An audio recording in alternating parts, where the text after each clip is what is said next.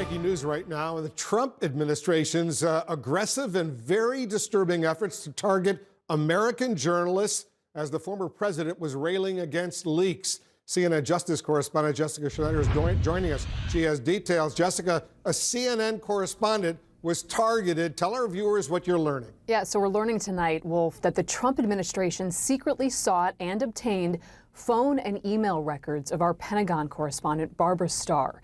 Now, Starr was notified by letter a week ago that the Department of Justice, under former Attorney General Bill Barr, obtained her records covering a 2-month time period, June and July 2017. DOJ got a hold of the records last year, and those records included calls made to and from Barbara Starr's home, cell, and office phones. The government also got a hold of non-content information from her email. That means details about who got emails and the time and the date sent, not the email content itself. So the letter did not say why Barbara Starr's communications were sought, but over the time frame listed in the letter, June and July 2017, she reported on U.S. military options for North Korea that were being prepared for President Trump, as well as stories including on Syria and Afghanistan. And this is significant because this is the second time in just a few weeks that reporters whose records were obtained secretly and unbeknownst to them, the second time that they've been notified that the Trump Justice Department got a hold of their records. Now, the current Justice Department is responding to all of this now, making clear that these records were in fact obtained under the Trump administration last year.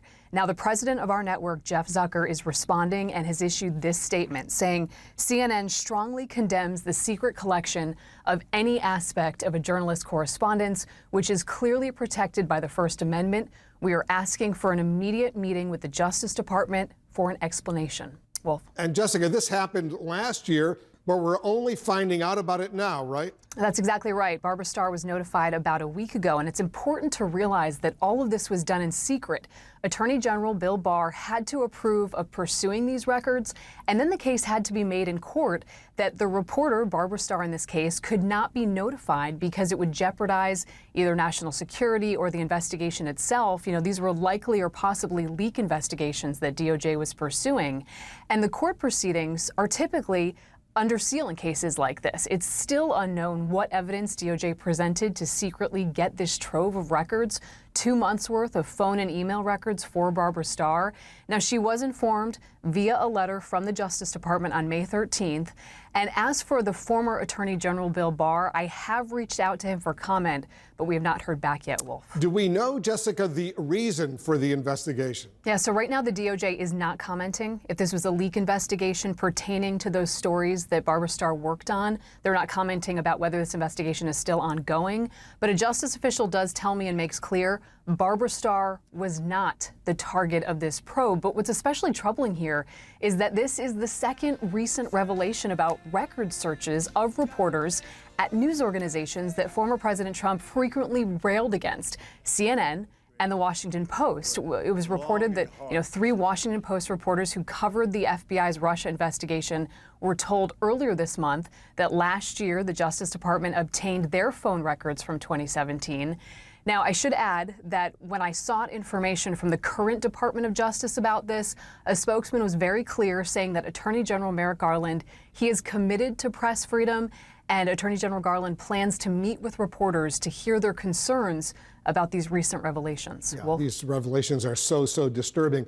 Jessica Schneider, thank you very much. Let's bring in CNN legal analyst, former federal prosecutor Elie Honig. Elie, the lengths the Trump administration went to target American journalists, it's so disturbing. It's frankly reprehensible. What's your reaction as someone who used to work at the Justice Department? Yeah, Wolf, anybody who has the privilege of representing the United States as a federal prosecutor for the Justice Department is given enormous power and enormous discretion. It's really staggering how much power prosecutors have. And it really falls to the integrity and the good judgment and sense of fair play of each individual. In this case, Wolf, unless there was an imminent and grave threat, and there's zero to indicate that, then this was a monumental abuse of power, and it had to go to the top of the Justice Department because under Justice Department regulations, this would have to have been approved by the Attorney General. this wasn't just her phone number at the Pentagon, Ellie. This was her home phone, her cell phones, her personal email accounts. The scope of this intrusion is really staggering, isn't it?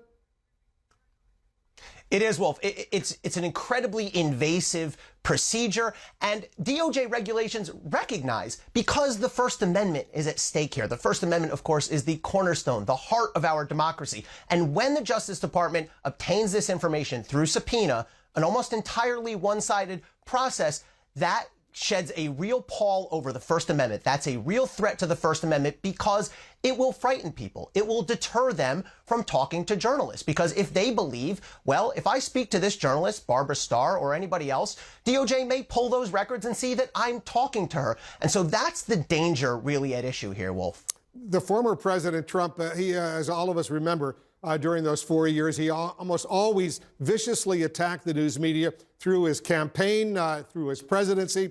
How chilling is it to see that the Justice Department followed suit and targeted American journalists like this? Yeah, Wolf, one of the most devastating legacies of the Trump administration is that he continually vilified and attacked the media. How many times did he lash out over Twitter or elsewhere about the fake news, or worse than that? And it's really disturbing to see that the Justice Department, as it did all too often under Donald Trump, not only went along with it, but facilitated it and promoted it. And we know from Jessica's reporting that this application to subpoena the information relating to Barbara Starr, the approval was given in 2020, so unless it happened in the very last week of December, it would have been Bill Barr who approved it. And again, that's all too characteristic of the way Bill Barr enabled Donald Trump's absolute worst instincts. Yeah, Trump used to say almost all the time, the news media were the enemy of the American people. It's just the latest example.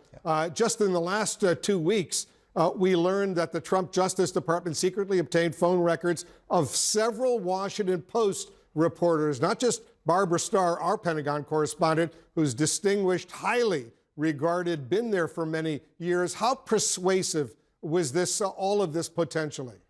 Pervasive was this? Yeah, look. Yeah, well, that's the big question. How pervasive was this? How far did it go? How wide did it go? There could well be more, because the way these orders work and the way it worked with respect to Barbara Starr is DOJ has the ability to go to a court and say, we want to get this information, but we don't want to notify the journalist or the media organization. And that puts the journalist and the media organization in an especially difficult position, because we, CNN or Barbara Starr, doesn't even have the ability to go to court and say, Judge, we want to fight this. It's a one-sided fight. And I believe that this information, we've already seen it start to trickle out. I think more and more of it will come out. I think there's a real impetus here for the new Attorney General, Merrick Garland, to expose whatever was done, to reveal whatever was done, and to fix it. Yeah, we got to learn exactly what happened in order to make sure it doesn't happen again. We have something called freedom of the press here in the United States, and that has to be cherished. It has to be honored. Ellie, thank you very, very much, Ellie Honig.